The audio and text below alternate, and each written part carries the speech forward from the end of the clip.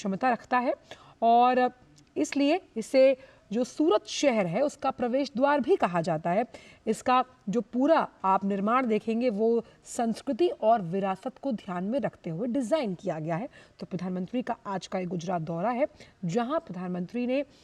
जो सूरत हवाई अड्डे का एकीकृत टर्मिनल भवन है उसका उद्घाटन कर उसे राष्ट्र को समर्पित किया है। स्थानीय संस्कृति और डिजाइन से प्रभावित ये सूरत का एकीकृत टर्मिनल भवन है जिसे राष्ट्र को समर्पित किया गया। और जब भी हम एयरपोर्ट्स की बात करते हैं कनेक्टिविटी के लिहाज से सूरत, क्योंकि यहाँ पर सबसे ज़्यादा डायमंड मर्चेंट्स की हम बात करें, बिजनेस क्लास बहुल ये सूरत है और यहाँ पर आवाजाही जो है वो ज़्यादा रहती है, ख़ास तौर पर तमाम अगर हम एयर ट्रैफिक की बात करें उस लिहाज से आज का दिन सूरत वासियों और राष्ट्र के लिए अहम, जब प्रधानमंत्री ने इस हवाई अड्डे के नए एकीकृत टर्मिनल को राष्ट्र को समर्पित किया। और किसी भी राज्य या फिर किसी भी प्रदेश की पहचान खास तौर पर उसकी कनेक्टिविटी से होती है, चाहे वो रोड की हो, रेल की हो या फिर एयर कनेक्टिविटी। और सूरत एयरपोर्ट जो है वो अपने आप में बिजिएस्ट होने के साथ साथ जो उसकी यात्री संख्या है, यानी कि एयर ट्रैफिक में लगातार हमने इजाफा होते हुए देखा। आप ये मान के चलिए कि 1200 घरेलू यात्री और 600 अंतर्राष्ट्रीय यात्रियों के संभालने की क्षमता है। और इसमें जब आप व्यस्त घंटों की बात करते हैं तो ये संख्या 3000 तक भी पहुंच जाती है और वार्षिक प्रबंधन की क्षमता 55 लाख यात्रियों तक बढ़ी है। तो उस लिहाज से ये जो एकीकृत टर्मिनल है ये सूरत को एक खास तौर पर सूरत के पर्यटन, सूरत की जो हम कह सकते हैं आर्थिक गति है उसको एक नया आयाम देगा। और प्रधानमंत्री यहाँ पर समझते हुए कि किस तरह से इसका निर्माण किया गया, आप देख सकते हैं अलग अलग जो एयरलाइन कंपनीज हैं उनके वहाँ काउंटर्स बनाए गए हैं। और ये जो हवाई अड्डा है ये सूरत के लिए पहचान के रूप में तो काम कर ही रहा है और इस तरह से इसकी जो दोहन क्षमता है उसमें भी बढ़ोतरी दर्ज होगी। और साथ ही साथ खास तौर पर ये जो लोग लगातार सूरत एयरपोर्ट का इस्तेमाल लगातार जो अन्य शहरों में जाने के लिए करते हैं, जो तमाम कनेक्टिंग फ्लाइट्स हैं वो बेहद अहम है यहाँ से, तो उस लिहाज से भी आज का दिन बेहद अहम है। और जब हम विकसित भारत संकल्प यात्रा की बात करते हैं, विकसित भारत की बात करते हैं, उस लिहाज से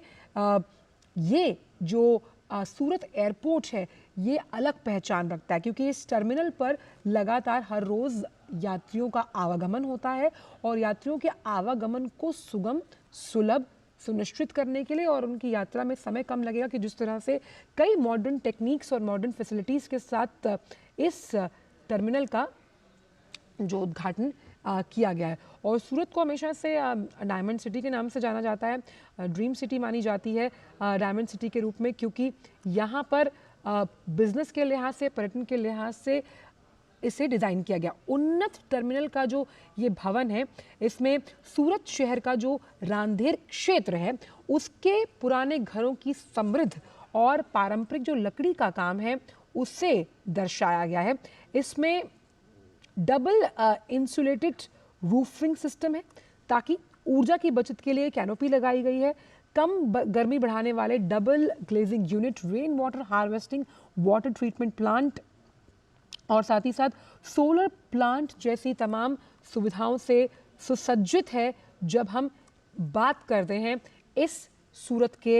एकीकृत टर्मिनल की, तो आप देखिए 1200 डोमेस्टिक पैसेंजर्स, 600 से ज़्यादा इंटरनेशनल पैसेंजर्स संभालने की क्षमता है। और यहाँ पर हमें ये समझना होगा कि सूरत हवाई अड्डे का जो ये नया टर्मिनल है इसे गृहा 4 मॉडल के तहत बनाया गया है। इस मॉडल की ख़ास बात ये है कि कैसे जब हम ऊर्जा बचत की बात करते हैं, साथ ही साथ हम बात करते हैं रूफिंग सिस्टम को मजबूत बनाने की, हम बात करते हैं कि सोलर प्लांट जो है उससे बिजली की खपत को कम करने के लिए और वैकल्पिक व्यवस्था है ये, पर्यावरण के लिहाज से भी इस पूरे एयरपोर्ट को अनुकूल बनाया गया है। और क्योंकि हम यहाँ पर बात कर रहे हैं बार बार संस्कृति की, तो सूरत शहर का जो रांधेर क्षेत्र है जहाँ पर लकड़ी के काम से उस क्षेत्र की पहचान है, तो आप समझिए कि वहाँ के जो पुराने घर हैं उन्हें उनकी समृद्धि और साथ ही साथ उसके पारंपरिक लकड़ी के काम को दर्शाते हुए इस पूरे एयरपोर्ट का निर्माण किया गया, क्योंकि इंटरनेशनल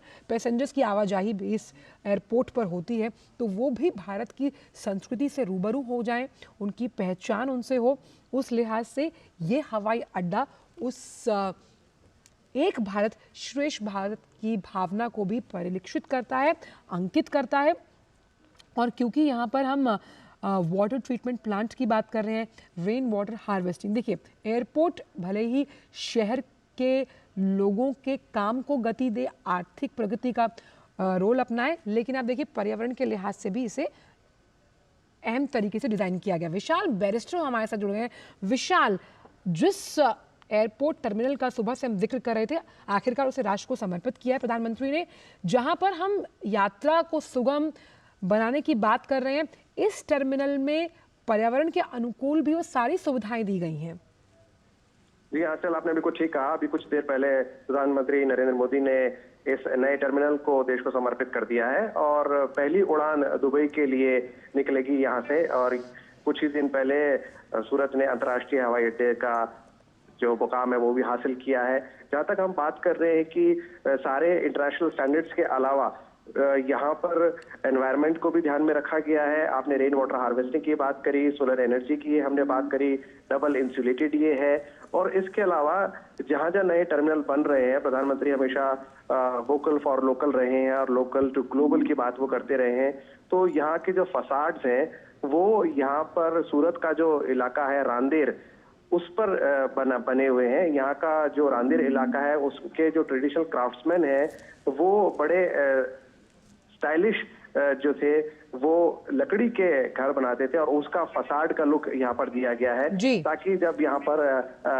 डोमेस्टिक और इंटरनेशनल पैसेंजर्स आए तो वो यहाँ की जो रिच वुड वर्क है वो उसका उनको देखने को मिले। और इसके अलावा जो यहाँ पर ट्रेडिशनल क्राफ्ट है और मॉडर्न डायमंड पॉलिशिंग जो यहाँ पर होती है, क्योंकि सूरत को डायमंड और टेक्सटाइल सिटी भी कहा जाता है, तो उसकी भी झलक यहाँ पर एयरपोर्ट पे देखने को मिलेगी। और 4 जो फ्लोर्स हैं टर्मिनल के, उनको अलग अलग तरीके से सजाया गया है और कहीं पर आपको हीरे की चमक दिखेगी, कहीं पर आपको टेक्सटाइल का ताना बना देखने को मिलेगा, कहीं पर आपको लोकल फोक आर्ट देखने को मिलेगा। तो ये तमाम चीजें इसलिए की जा रही हैं ताकि जो हमारा नया एयरपोर्ट बने, नए टर्मिनल बने, जो फॉरेन पैसेंजर्स आए वो आके यहाँ की कलाकृतियों को देखें और उससे हमारा जो टूरिज्म के साथ इकोनॉमी जो जुड़ती है उसको भी बढ़ावा मिले। आंचल,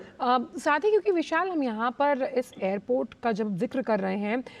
इस टर्मिनल में तमाम उन वैकल्पिक व्यवस्थाओं को भी शामिल किया गया, जैसे कि हम सोलर पावर प्लांट की बात कर रहे हैं, वाटर ट्रीटमेंट प्लांट है, यानी कि आर्थिक प्रगति तो हमारे दिमाग में है ही, प्रधानमंत्री और तमाम जिस तरह से वो फैसले लेते हैं, साथ ही साथ पर्यावरण को नुकसान ना हो, जिसके लिए भारत को लगातार एक फैसिलिटेटर के रूप में देखा गया है। जी बिल्कुल ठीक कहा आपने। और जैसे अभी हम बात कर रहे थे कोप की जो हुआ है दुबई के अंदर, और उससे पहले भारत पेरिस उसका कन्वेंशन सिग्नेटरी भी है। और हालांकि ज्यादातर जो जिम्मेदारी थी, ज्यादातर नुकसान जो किया है विशाल, आपको रोकना चाहूंगी यहाँ पर, प्रधानमंत्री का रोड शो है वो शुरू हो गया है और इस